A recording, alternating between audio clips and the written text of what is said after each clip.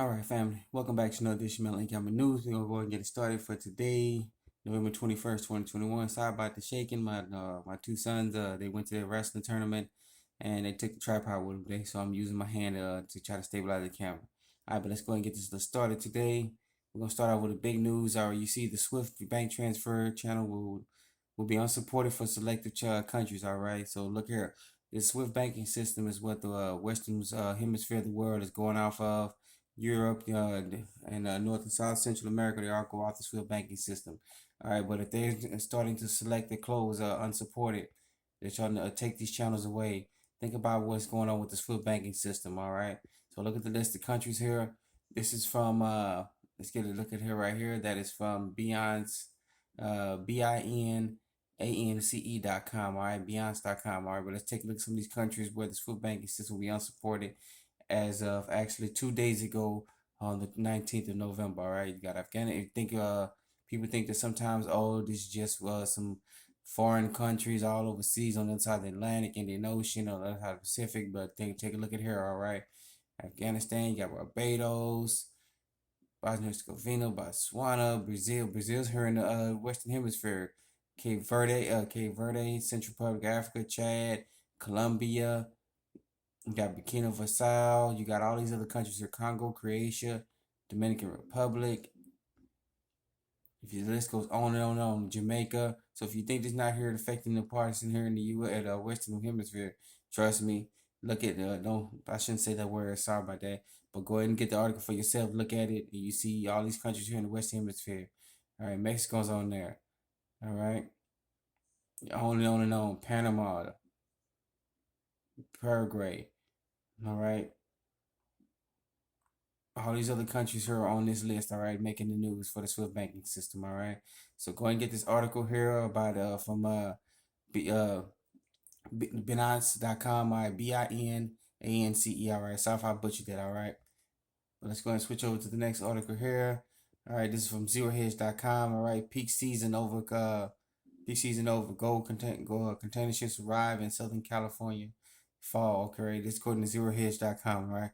So it looks like the peak season may be over, but we still have lots and lots of container ships sitting outside here. All right, outside the port of Long Beach, LB, and Long Beach, LA. All right, so if you see the abbreviation LA slash tag LB, that means all right, Long Beach and LA and Long Beach ports. All right, they're sort of normalized. All right, but we're still seeing a number of cargo ships stuck out there, anywhere between 70 to 85 different types of cargo ships that are ported out there.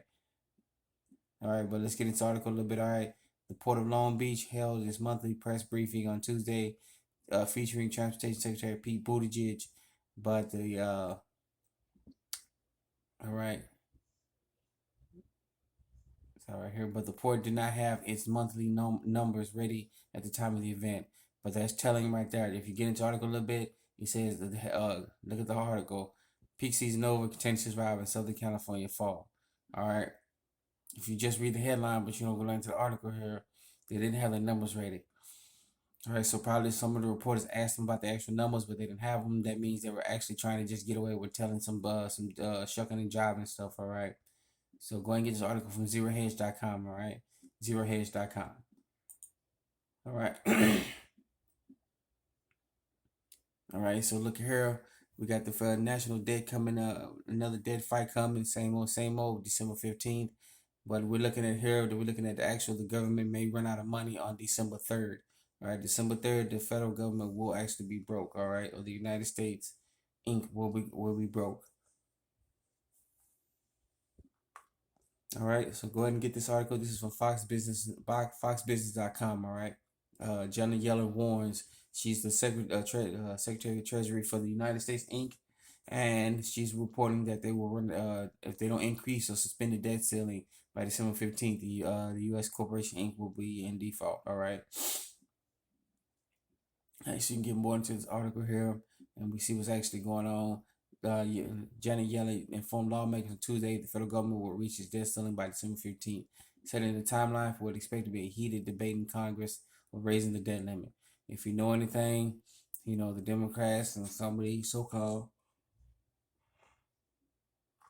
these Democrats, so-called Republicans, whatever you want to call them, they're gonna fight and fight and fight. And the last minute, they may come up with a debt, but this is what we're hearing on this channel here, that the debt ceiling, they may actually go into default on the third. If that's actually true, we're gonna get back to you more about this one, that the actual debt, the U.S. Inc. will go into default on the third. This means December 15th will no longer doesn't exist. It's just a sideshow that's being posted on some of the mainstream media. All right, so we got this on foxbusiness.com. You know, that's a mainstream media website.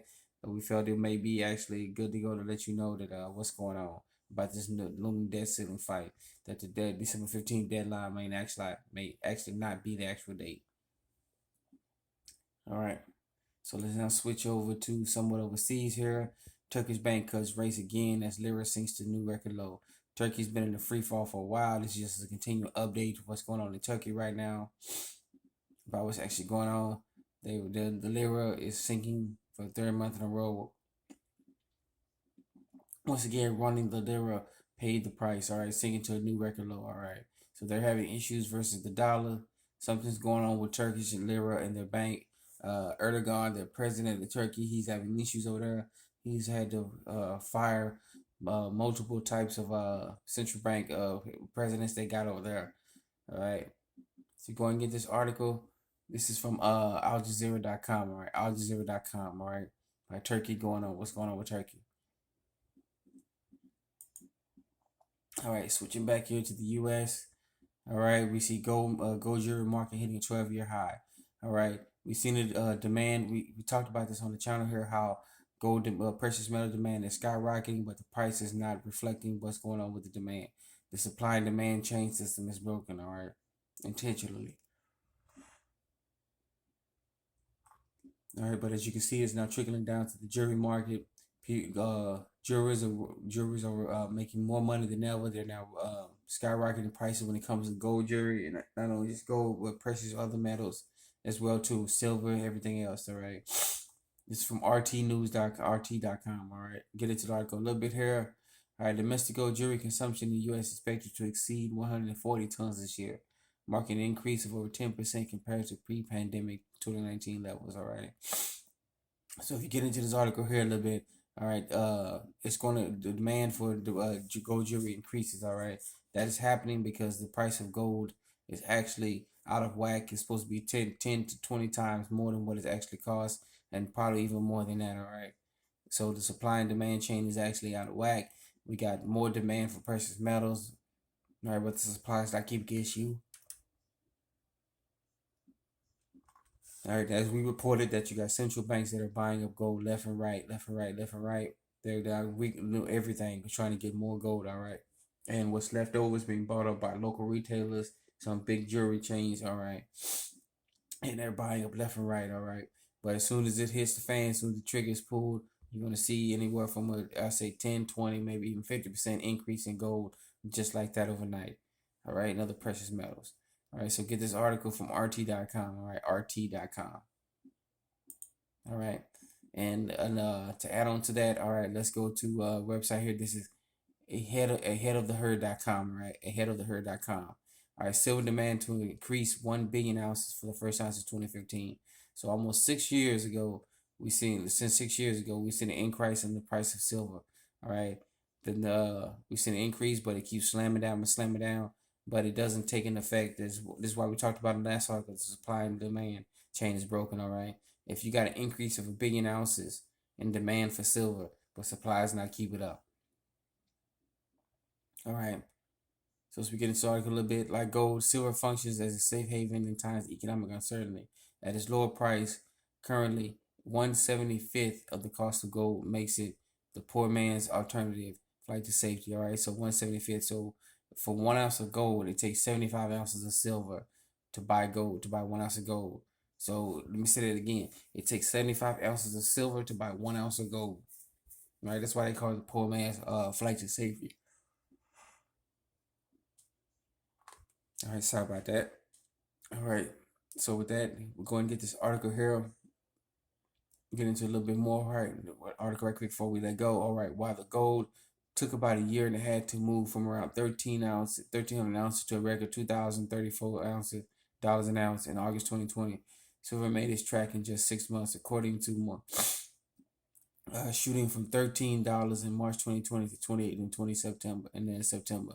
All right, so it took gold about a year and a half to move up, but it took silver just a little under a few months to get that taken care of. All right, so we're seeing silver go up and demand go up. All right, but with precious metals being hit around the world, we see that things are going bad for worse. All right. So with that being said, I want to thank you for joining us in another edition of Alabama News. Be safe, be sound. Remember, you're your own best financier, your own best credit union, your own best savings and loans. You're your own best banker. All right. Remember, everything starts local. Be safe, be sound. Get that barter system started with your neighbors. We try to tell the neighbors, get that community started, and reach out to other communities. Everything starts local. With that being said, thank you for joining us in another edition of Alabama News. Let's get it started.